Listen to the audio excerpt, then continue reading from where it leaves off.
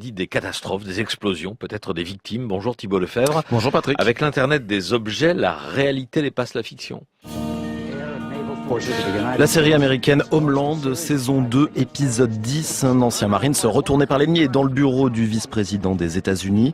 Il va l'assassiner. Ses armes, un pirate informatique, un ordinateur et un pacemaker connecté. Envoie-moi le numéro tout de suite. Appelez un médecin. Je suis en train de vous tuer. L'épisode a été diffusé aux États-Unis fin 2012. Un peu moins de 5 ans plus tard, la Food and Drug Administration, l'équivalent américain de l'Agence nationale de sécurité du médicament, tire la sonnette d'alarme. Certains pacemakers connectés en Bluetooth ou en Wi-Fi présentent des failles de sécurité. Test grandeur nature avec Monir Morouche. Il est expert en sécurité informatique pour l'agence Suricat Concept et il est l'auteur de la première démonstration publique de piratage d'un pacemaker. Il s'avère qu'un des membres de Suricat Concept a vu sa maman implantée d'un pacemaker il y a peu. Un jour, on s'est rendu compte que son pacemaker s'était désynchronisé de la box à laquelle elle était connectée. Et en creusant, on s'est rendu compte qu'il y avait des choses absolument affolantes dans ce domaine. Pour beaucoup de modèles et parmi certains dernières générations, il n'y a absolument aucun niveau de sécurité. Ça signifie qu'une fois qu'on a analysé quel était le langage avec lequel le pacemaker ou la puce du pacemaker communique, avec des protocoles tout à fait standards, ce qu'un développeur, un programmeur informatique va utiliser au quotidien, eh bien on va se connecter et interagir avec le pacemaker sans difficulté aucune. On peut augmenter artificiellement la rythmie cardiaque, on peut aussi décider de l'arrêter, on peut aussi, dans certaines configurations, aller jusqu'à générer des courts-circuits qui peuvent soit créer des arcs électriques qui ont tendance à brûler les chairs et causer des dommages irréversibles sur le cœur, soit carrément, dans certains cas les plus dingues, le faire exploser.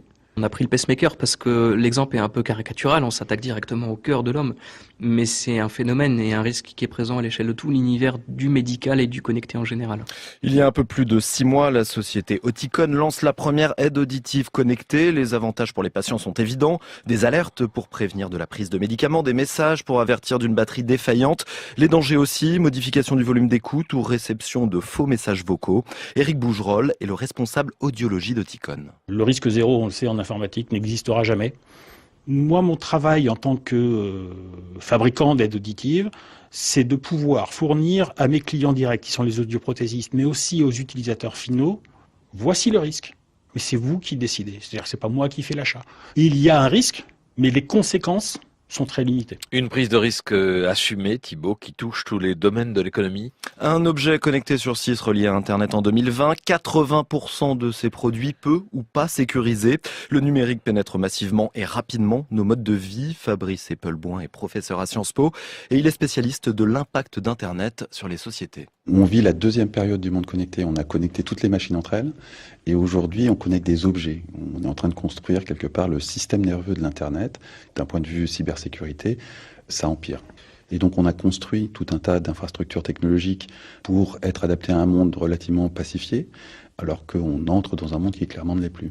Une cyberguerre qui a connu plusieurs batailles d'envergure ces derniers mois. En octobre dernier, des pirates prennent le contrôle de 10 millions d'objets connectés mal protégés.